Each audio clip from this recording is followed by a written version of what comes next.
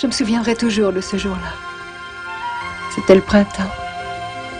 Je me rappelle que j'ai pensé, pourvu que ça dure toujours. Et le plus beau souvenir que j'ai,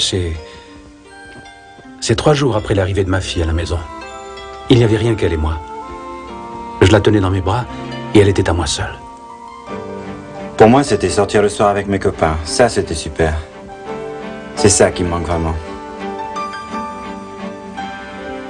Quel est votre plus beau souvenir? Oh, moi j'essaie de ne pas trop penser à ces choses-là, parce que rien ne dure éternellement, en fait.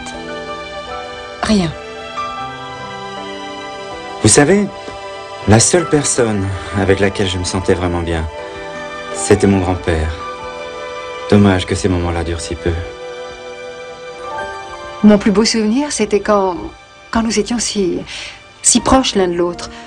Mais maintenant, vous savez, on s'est éloignés. Tant de choses nous séparent. Avant, tout était si simple, si pur, si net. On était si bien ensemble. C'était merveilleux. Ah oui, à ce moment-là, c'était vraiment le bon temps. Vous, Charles, d'où pensez-vous que nous viennent nos plus beaux souvenirs? Pour moi, ils nous viennent sans aucun doute de la famille. Soit de la famille dans laquelle on a grandi, soit de la famille qu'on s'est créée. Et même si on est seul, de la famille qu'on souhaiterait avoir un jour. C'est intéressant, vous savez. Tous les maux du monde semblent faits pour ronger et détruire la famille, alors que la famille est la plus grande source de bonheur. Mais cela, peu de gens s'en rendent compte. Par exemple? Par exemple, personne ne se dira « Comment faire pour détruire ma famille aujourd'hui ?» C'est un... Je ne sais pas. Ça arrive sans qu'on se rende compte. Tenez, moi, par exemple. C'est dans les priorités que je me suis trompé. Dans les priorités? Oui. Au début, j'ai travaillé d'arrache-pied pour le bien-être de ma famille. Mais c'est toujours la même histoire, car j'ai voulu de l'argent, plus d'argent. Je n'avais plus que cette idée-là dans la tête. Et bien sûr, pour gagner plus d'argent, il faut travailler davantage. Et plus vous passez de temps au travail, plus on vous considère. Et alors, vous pensez avoir réussi. Quelle idiotie. En fait, j'y passais presque mes nuits. Et ma femme m'a accueilli avec l'air de dire « D'où viens-tu à cette heure-ci » Je sentais le reproche et j'avais envie de lui répondre « Mais qu'est-ce que tu veux encore? Je me tue au travail, je le fais pour vous. » En fait, c'était un peu faux. Ce n'était pas seulement pour eux, c'était surtout pour moi. Pour la réussite, le succès. Et c'est ça le danger, qu'on ne se rend pas compte à temps.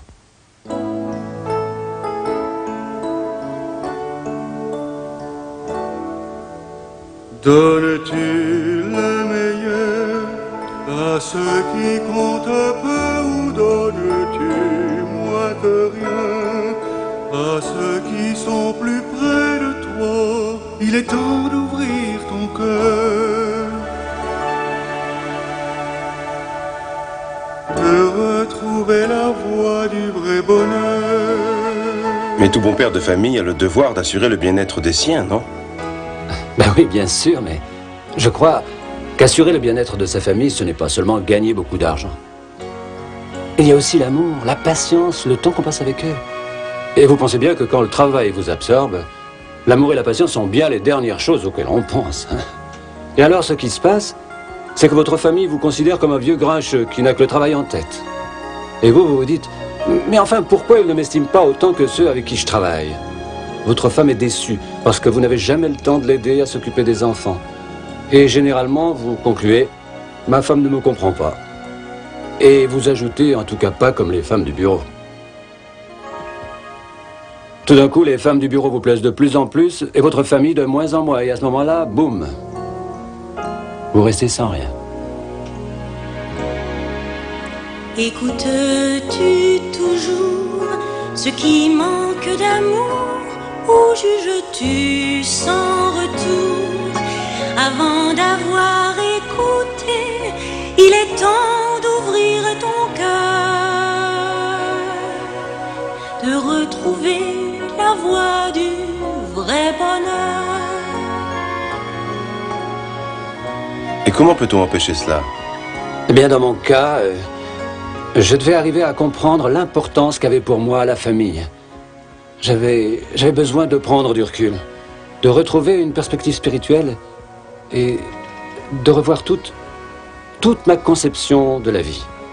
la place qu'il fallait donner à chaque chose et quel rôle ma famille jouait pour moi. Vous voyez, notre Père Céleste sait où on peut trouver le vrai bonheur sur la terre. Et ce n'est pas dans un atelier d'architecte, ni dans la richesse, ni dans la gloire. J'ai fait l'expérience que ces choses ne donnent qu'une satisfaction éphémère. C'est plus que cela. C'est de voir sa famille atteindre son plus haut potentiel.